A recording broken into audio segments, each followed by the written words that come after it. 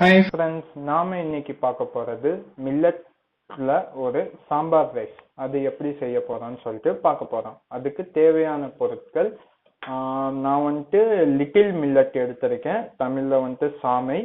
அது வந்துட்டு ஒரு 1/2 கப் எடுத்திருக்கேன். பிளஸ் அந்த 1/2 கப்ல பாதி இது தோரம்பருப்பு எடுத்திருக்கேன். அதை வந்துட்டு ஒரு 1/2 hour வந்துட்டு ஊற வச்சிருக்கேன். அதுக்கப்புறம் ஒரு வெங்காயம், ஒரு டொமேட்டோ, அப்புறம் ஒரு கேரட், ஒரு பீன்ஸ் கொஞ்சோண்டு, அதுக்கப்புறம் சாம்பார் பொடி ஒரு 1.5 ஸ்பூன், அப்புறம் கருவேப்பிலை கொஞ்சோண்டு காஷ்மீரி சில்லி பவுடர், அப்புறம் ஒரு உருளைக்கிழங்கு, அப்புறம் கொஞ்சோண்டு மாங்காய், அப்புறம் கொஞ்சம் கொரியண்டர் லீஃப், அப்புறம் தேவையான அளவு எண்ணெய். இப்போ பார்ப்போமா எப்படி செய்யறதுன்ட்டு. Shall we start? ஓகே, ஒரு குக்கர் எடுத்துக்கிட்டாச்சு. குக்கரை முதல் பற்ற வச்சுக்கலாம்.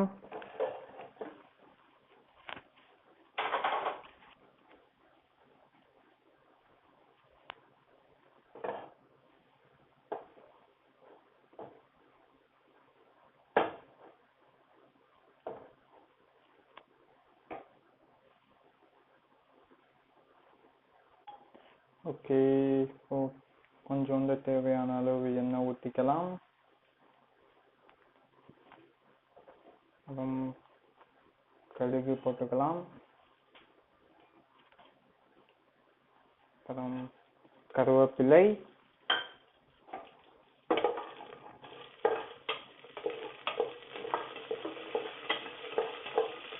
கருவேப்பிலையும் கடுகும் பொரிஞ்சதுக்கு அப்புறம் நம்ம ஆனியன் சேர்த்துடலாம்.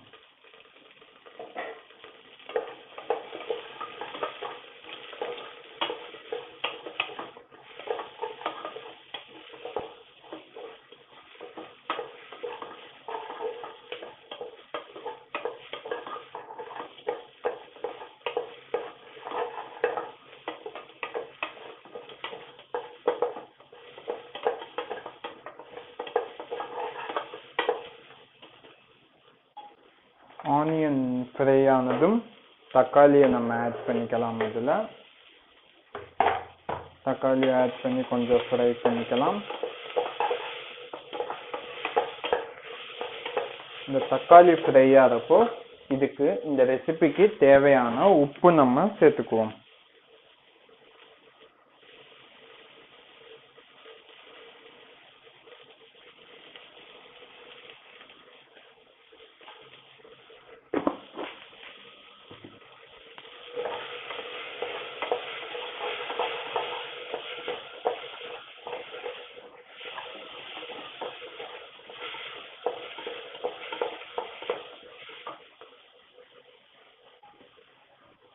தக்காளி ஃப்ரை ஆனதும் சின்னதாக கட் பண்ணி வச்சிருக்கிற பீன்ஸ், கேரட், அப்புறம் ஒரு உருளைக்கிழங்கு குட்டியாக கட் பண்ணி வச்சிருக்கிறேன், அப்புறம் சின்னதாக கட்டி வச்சிருக்கிற சின்ன பீஸ் மாங்காய், அது எல்லாத்தையும் சேர்த்து ஃப்ரை பண்ணிடலாம்.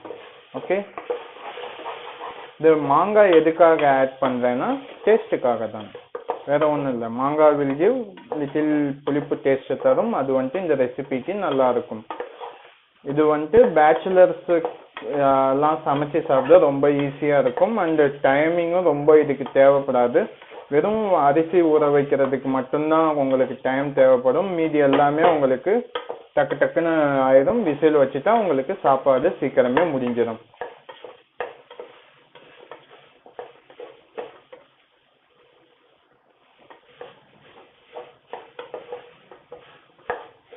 கொஞ்ச நேரம் ஃப்ரை ஆகட்டும்.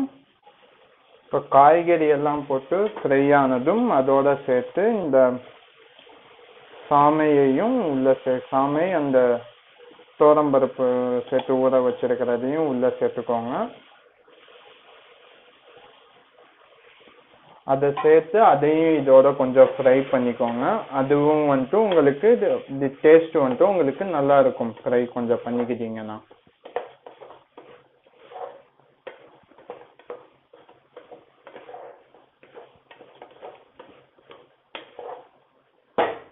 கொஞ்சம் லைட்டாக ஃப்ரை ஆனதுக்கு அப்புறம் தண்ணி வந்துட்டு சேர்க்கணும். நம்ம நார்மல் ரைஸ் எல்லாம் செய்கிறப்போ 1க்கு 2 தான் சேர்ப்போம். இதுக்கு 1க்கு 3 சேர்க்கணும். நான் 3/4 டம்ளர் அளவுக்கு நான் அரிசி இது துவரம்பருப்பு போட்டிருக்கேன், அதனால நான் 1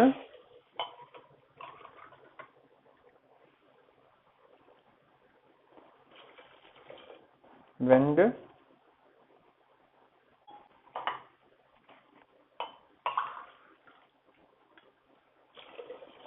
3 3 டம்ளர் கிட்ட தண்ணி சேர்த்திருக்கேன்.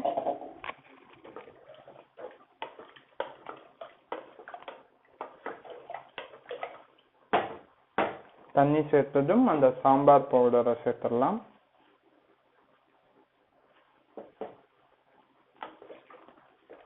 சாம்பார் பொடி சேர்த்துட்டு நல்லா மிக்ஸ் பண்ணிக்கணும்.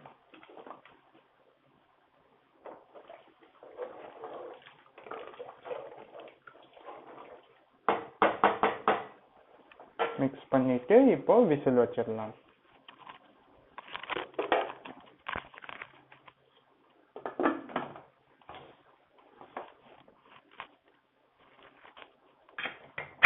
எக்ஸாக்டா ஒரு 3 விசில் விட்டா போதும். ஓகே, 3 விசில் முடிஞ்சிருச்சு. இப்போ ஆஃப் பண்ணிடலாம். காத்து போற வரைக்கும் நம்ம வெயிட் பண்ணுவோம். ஓகே ஓகே, இது முடிஞ்சிருச்சு, விசில் வந்துருச்சு. அந்த இதுல இது பண்ணிட்டு நல்லா கலந்துக்கலாம். இப்போ மிக்ஸ் பண்ணிக்கலாம். கொஞ்சம் தண்ணியா தான் இருக்கும், போக போக கெட்டியாயிடும் இது. ஓகே, அதுக்கு ஃப்ளேவருக்கு கொஞ்சோண்டு கோரியண்டர் லீஃப் சேர்த்துக்குவோம். அப்புறம் இன்னொரு இது ஃப்ளேவரிங்க்கு இன்னொன்று செய்ய போகிறோம். என்னதுன்னா சின்ன சட்டி எடுத்துக்குவோம், அதை பற்ற வச்சுக்கலாம். பற்ற வச்சுட்டு அதில் ஒரு ஸ்பூன் நெய் விட்டுக்கலாம்.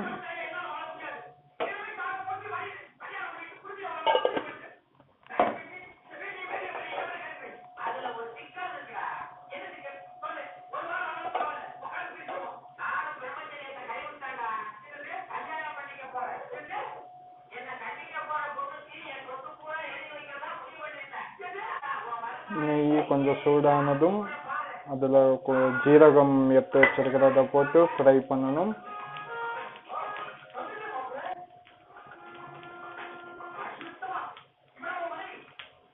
இது ஃப்ரை ஆனதும் ஆஃப் பண்ணிடுங்க.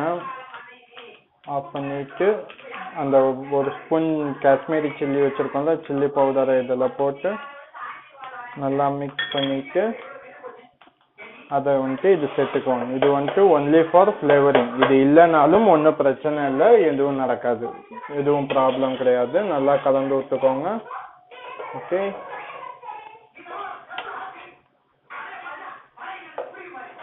இதில் மிக்சிங் போட்டு அதில் இருக்கிற மீதியையும் எடுத்துக்கலாம். ஓகே,